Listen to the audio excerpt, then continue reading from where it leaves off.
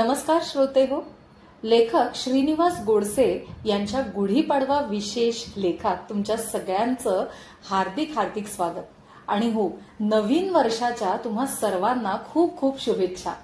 हे नवीन वर्ष तुम्हा सर्वांसाठीच सुख समृद्धीचे आणि भरभराटीचे जाओ हीच ईश्वरचरणी प्रार्थना. आजच्या लेखाचं नाव आहे शुक्र बघ राज्य करी. नदी सेवेच्या दत्त मंदिराच्या आवारात आमचं लहानपण गेलं. गुढीपाडवा सण पाडवा नीडबोल गाढवा हे यासारख्या बोलण्याने लक्षात राहिला. यात पाडव्या दिवशी लहान बहिणीचा वाढदिवस, त्यामुळे घरात मज्जाच मज्जा असायची.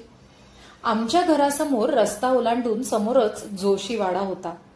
त्याला मोठे दार होते आणि लहान दिंडी दरवाजा.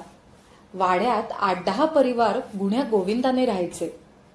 गुढीपाडव्याची पहाट झाली की या वाड्याच्या कौलावर 8-10 गुढ्या डोकेवर काढायच्या. घरातले तांब्या पितळेचे गडू लख्ख करून त्यावर शुभचिन्हे काढली जायची. भरझरी वस्त्रे, कडुलिंब, साखरेची माळ, चाफ्याची माळ अशी त्यांची रूपे. वाडा पूर्वेला होता, त्यामुळे मागून येणारा सूर्याचा लालसर झळाळ आणि त्या गुढ्या हे दृश्य फार मोहक दिसायचे. पाडवा नवी उमेद घेऊन असा माझ्या जीवनात आलेला आहे. घरी पण बाबा मोठ्या आवडीनं गुढी उभारायचे. घरोघरी गोडधोड शिजायचंच. पुरी श्रीखंडाचा बेत असलाच पाहिजे असा अलिखित कायदा असावा. गुढीच्या पूजेनंतर फोडलेल्या नारळाचे खोबरे काढताना एके वर्षी बाबांच्या हाताला सुरी लागली. अनेक प्रयत्न करूनही रक्त थांबत नव्हतं हे आठवतंय. सगळी धावपळ उडाली होती त्या दिवशी.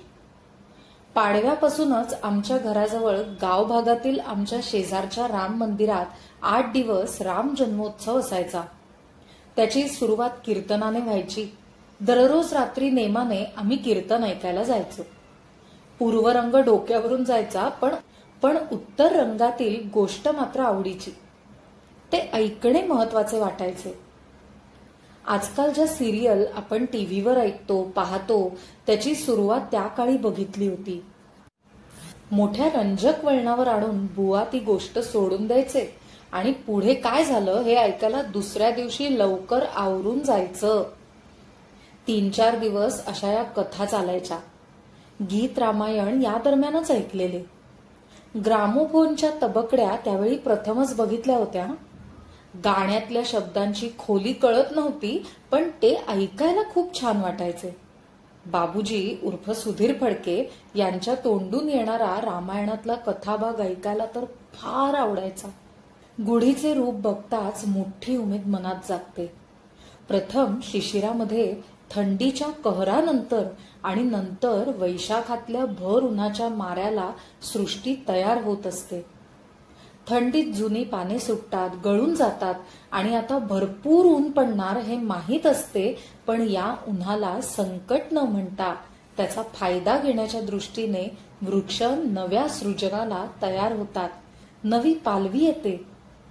पावसाळा सुरू होण्याआधी अनेक झाडांच्या बिया आपल्या वंशवाढीसाठी झाडे सोडून देतात. जीवनात येणाऱ्या प्रत्येक गोष्टीची संधी करायला शिकवणारा असा हा निसर्ग आणि असा हा गुढीपाडवा. शालिवाहन या कुंभार पुत्राने मातीच्या पुतळ्यांमध्ये प्राण फुंकून उमेद निर्माण करून हुण शंकाच्या राज्यावर विजय मिळवला. तो दिवस चैत्र प्रतिपदेचा. खरोखरच असे झाले होते का असे कोण म्हणेल. यातले काव्य सोडून दिले तर कळेल की अन्यायाविरुद्ध लढायला सर्वसामान्य जनता तयार नसते. ती नेत्यांची वाट पाहत राहते. मातीप्रमाणे निष्क्रिय असते, पण समर्थ नेत्यांची हाक आणि साथ मिळताच त्यांच्या आंतरिक फुंकरीने ती पेटून उठते, लढा उभारते. शालिवाहनाचे हे कर्तृत्व म्हणूनच गुढीपाडव्याच्या दिवसाची सुरुवात झाली. लोकांनी विजयोत्सव केला.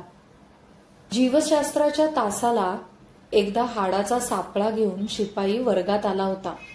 तो प्रकार बघून दचकलो होतो आम्ही. मग गुरुजींनी त्या सापळ्याची समग्र माहिती दिली होती. का कोणाला माहिती, पण त्या सापळ्याचा चेहरा मला अजूनही असा हसरा आहे असेच वाटते.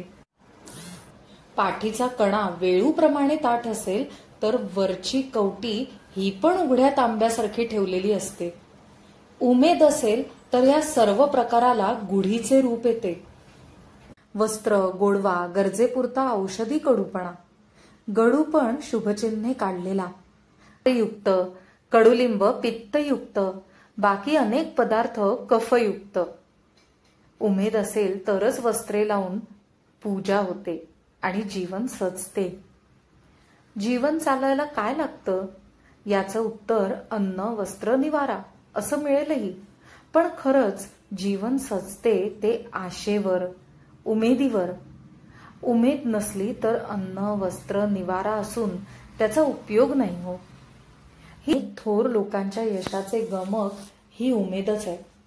संकटाच्या काळात न डगमगता केलेला संघर्ष, मी यशस्वी होणार या आशेवर केलेला पाठीचा कणा ताठ ठेवून, मान आकाशाकडे उंच करून, परकीयांशी आणि स्वकीय शत्रूंशी या उमेदीनं शिवसंभाजी लढले. याच उमेदीनं स्वातंत्र्य युद्ध झाले. याच उमेदीने बाबा आमटे कुष्ठरोगाशी सामना करताना दिसले. सिंधू सपकाळ याच उमेदीनं उभी राहिली हो. स्वतः अनाथ ठरता ठरता हजारो अनाथांची माता झाली. लाखो लोकांना त्यांनी उमेदीवर उभे केले, प्रेरणा दिली. अशा अनेक कथांचे दाखले देता येतील. या कथांमध्ये या उमेदीचं बीज आहे. हे अदृश्य तरीही आहे हे जाणवणारे. कधी कधी प्राणवायू नसेल तरीही चालेल, पण लोक उमेदीच्या जोरावर जिवंत राहिले आहेत. अनेक वेळा अशा भयंकर भूकंपानंतर 7-7 दिवस मातीखाली गाडलेले जिवंत लोक सापडले. बर्फात गाडले गेलेले सैनिकही अशाच उमेदीचा सहारा घेऊन अशक्य परिस्थितीतही जिवंत राहिलेले आहेत. विश्वाची अनेक रहस्ये उलगडणारा स्टीफन हॉकिंग या उमेदीच्या जोरावर आश्चर्यकारकरित्या 54 वर्ष जिवंत राहिला. तरुणपणात आलेल्या दुर्धर आजाराशी लढत, नव्याचा शोध घेत उमेदीच्या जोरावर एक अपूर्व आयुष्य तो जगला. शरीरानं विकलांग असूनही एक ताठ आणि उमेदपूर्ण आयुष्य कसे असते याचे हे उत्तम उदाहरण ठरले. सर्वसामान्य मुलीप्रमाणे जन्माला आलेली मुलगी हेलन केलर अचानक एका रोगामुळे आपली ऐकण्याची, बोलण्याची आणि बघण्याची शक्ती गमावून बसली. जीभ, कान, डोळे काम करत नसताना दिव्यांग हेलन केलर अपूर्व आयुष्य जगली. इतर कोणाच्या आयुष्यात असे जगणे आले असते तर ते रडत खडत लोकांच्या दयेवर दिवस काढायला लागले असते. अतिसंवेदनशील नाक आणि त्वचा यांच्या साहाय्याने आणि आपली शिक्षिका सुलिव्हॅन यांच्या अपूर्व योगदानाने हेलन उमेदपूर्ण आणि सन्मानजनक आयुष्य जगली. तशा परिस्थितीत बोलायला शिकली, लेखन केले, लाखो दिव्यांगांचे प्रेरणास्थान बनली. तिची गोष्ट लिहायची तर एक वेगळा लेखच होईल. उत्सव साजरा करणे, पराक्रम गाजवणे, यश मिळवणे या अर्थाने गुढी हा शब्द वापरला जातो.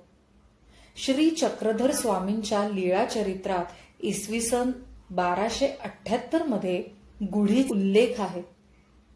700 वर्षांपूर्वी ज्ञानेश्वरी ग्रंथ ज्ञानदेवांनी गुढी उभी करण्याचे वर्णन केले असलेल्या 4 ते 5 ओव्या ज्ञानेश्वरीत दिसून येतात. ज्ञानेश्वरांनाही वर्णन करावे असा वाटणारा हा गुढीचा सण. नंतर संत तुकाराम, संत चोखामेळा, संत नामदेव यांच्या अभंगातही असेच उल्लेख आढळतात. तर असा हा उमेदीचा प्राचीन गुढीपाडवा हा सण.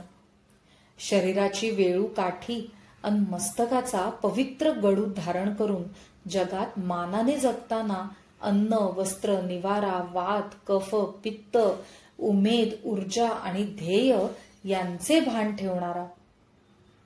ते फाउंडेशनचे सरश्री म्हणतात की प्रत्येक जण मंदिर उभे नाही करू शकत, पण पाडव्याच्या दिवशी एका दिवसाकरता मंदिराचा कळस गुढीच्या रूपाने आपल्या घरावर लावून मंदिराचा अनुभव घेऊ शकतो. अमावस्येच्या रात्री कोणी चंद्र सूर्य उजेडाला नाहीत म्हणून तेव्हाही निराश न होता शुक्र सर्व जगाला प्रकाश देण्याची जबाबदारी स्वीकारतो. जगाला उजेड देत राहतो. जाणारे जात असते पण जाणारे काही नवे घेऊनही येत असते. तेव्हा निराशा झुगारून मोठ्या उमेदीने जगायला, नवी चैत्रपालवी धारण करायला शिकवते.